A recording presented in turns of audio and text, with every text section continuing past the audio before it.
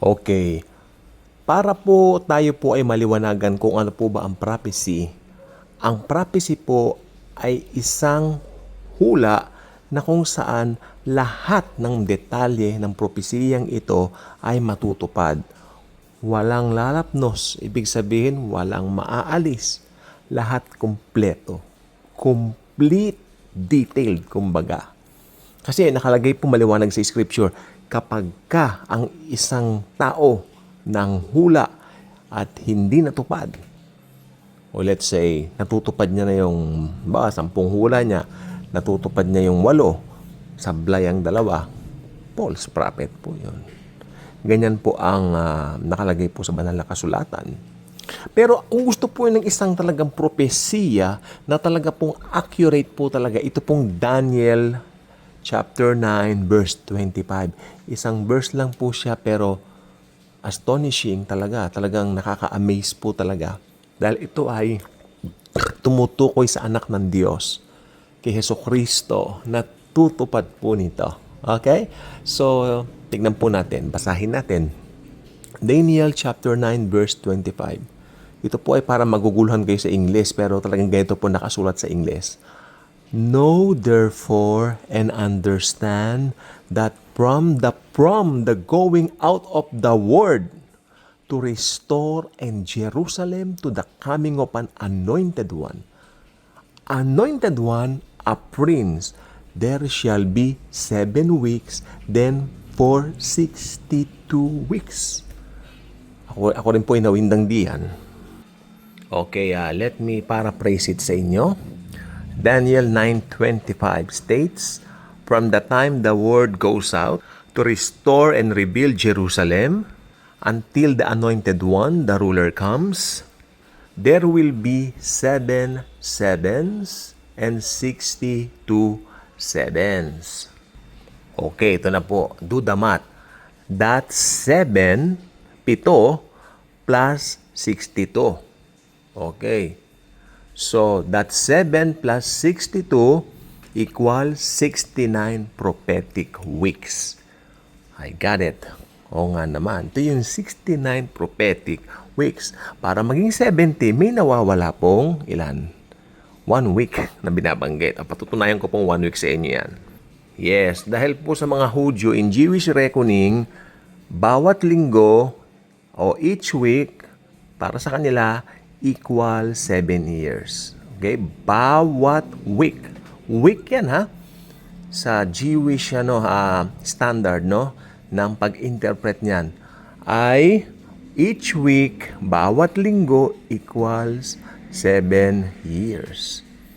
Di ba dapat kung normal lang, each week 7 days. But to them, their reckoning, for them, yung 7 na yan, yung isang buong linggo na 7 araw lang para sa kanila, 7 taon. O, yan. Kaya nga po ang conclusion natin diyan, yan po ay para sa kabuuan in totality, that's 483 years sa kabuuan, no? Pero oops. Pero tandaan nyo, si Daniel ay hindi gumagamit ng Gregorian calendar tulad ng ginagamit natin ngayon. Ano ika ang gamit ni Daniel? Oh, exciting ba? Well, ang ginagamit po ni Daniel ay yung God's prophetic calendar. Okay? God's prophetic calendar. So, ako nare-repress dito kasi nung tinuturo sa amin to, inaantok ako noon. Year 2011 ito, kung di ako nagkakamali. Sa Singapore namin ito pinag-aralan But, yeah, let me refresh my mind regarding talagang nangalakal ako ng luma kung mga So, yung palang God's prophetic calendar ay 360 days po siya. O, ito, madugo dito, no? Diba? So, itong 483 years times 360 days equals 173,880 days. Alam nyo, talagang ako medyo may kahinaan po sa math mo. Ako'y bata pa talagang sa totoo lang po. Pag mga numbers, naandok ko. Ulitin ko, 483 years times 360 days equals 173,880 days. Okay, kasi ito po yung pinag-anuhan dito. I-connect natin to dun sa decree. Alam naman natin yun, di ba yung panahon ni, na i-rebuild yung Jerusalem. It went forth in 444 BC. Okay? So 444 BC pala yung decree nila na i-rebuild nila itong Jerusalem, no? 444 BC. Ngayon, kung pasulong, if you count forward exactly 173,880 days, ulitin ko, kung susulong tayo, fast forward tayo, magbibilang exactly from there ng 173,880 days, ay maglalan tayo sa 32 AD. Mula doon sa binilang natin yon, na binilang mo na gano'n ang bilang, maglalan ka sa 32 AD. At ano po ang nangyari noong 32 AD? Domingo de Ramos. Yun ang nangyari. Noong 32 AD nga, from there na bilang. Domingo de Ramos, ito yung pumasok ang Lord Jesus sa Jerusalem, nakasakay sa donkey. Okay? It represents humbleness, although siya ay Diyos, nakasakay siya sa donkey. Kumbaga, pinapakita niya dito sa buong mundo na siya ang Mesiyas ng bansang Israel at siya ang Diyos ng buong mundo. Pinapakita niya yung pagka-Diyos niya dyan. So, kung talagang titignan po natin, makinig po mabuti, yung propesiya doon sa Daniel 9 ay natupad po talaga eksakto nung araw na yon. Tandaan niyo po very exact po ang numbers, yung mga tuldok, lahat na yan. Natupad kay Jesus Christ perfectly. Naintindihan niyo po ba yung sinasabi ko? Perfectly. Kaya dapat walang mintis ang mga propesiya. Dahil pag may mintis, maski isa lang na maliit, sandali lang, false prophet yan. Kaya nga po, sabi po nung ilang mga scholars, Bible scholars, flawless yung ni Daniel, yung hula niya. Alam naman niya flawless, di ba? Pag nakita ka ng taong maputi, makinis, yan flawless. Ganon din ang hula niya, flawless, makinis, perfect. Pero wag ka, hindi po natatapos pa dyan. May pasabog pa. Talaga, yes. Excited na ba kayo? Okay, ito po yung nakalagay dito sa Daniel chapter 9:26. Okay, ito yung pagkatapos ng 25, syempre. Oo. So, ito po talaga yung nakalagay dyan.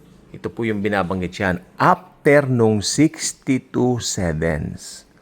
Nako, bear with me sa mga dates, sa mga numbers. Pagkatapos daw nung 62 sevens, the anointed one or the Messiah will be cut off. Alam naman ninyo yung mga salita sa English, pag cut off, mamatay. Mapuputol, no? Mapuputol. After nung sinabi niyang yun na date or hula, the anointed one will be cut off. Kaya lagi ilagay sa isip, after the 62 sevens, the anointed one will be cut off.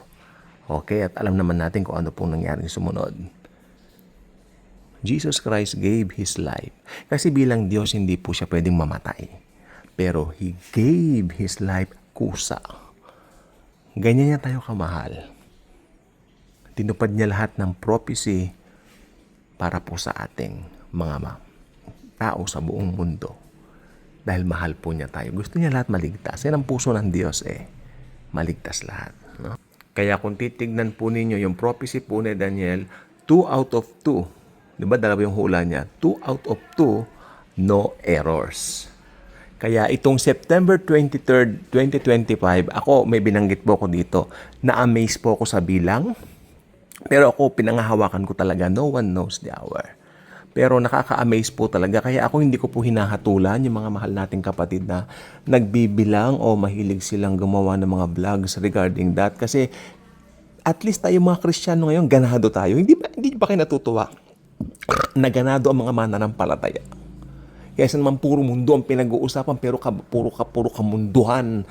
Tungkol kay Jesus naman. Ako tuwan-tuwa ako pag si Jesus ang pinag-uusapan na lang natin. Yan ang heart ko. Puro kamunduhan. Ano ba naman yan? It's about time. Jesus naman ang pag-usapan natin. Kaya tuwang-tuwa ako ngayon.